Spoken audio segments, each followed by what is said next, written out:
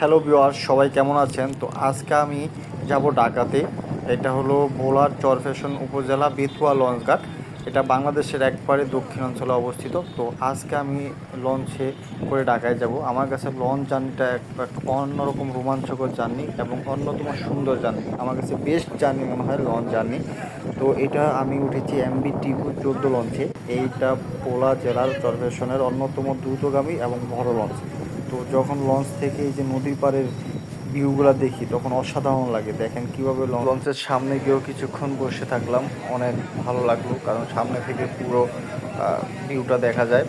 তো যারা launch journey এখনও করেন নাই তাদেরকে বলবো আপনারা লঞ্চ উঠবেন, ভয় পাবেন না। এখন বরিশাল ভোলার মানে অনেক বড় বড় লঞ্চ রয়েছে যেগুলো জাহাজের মতোই বড়।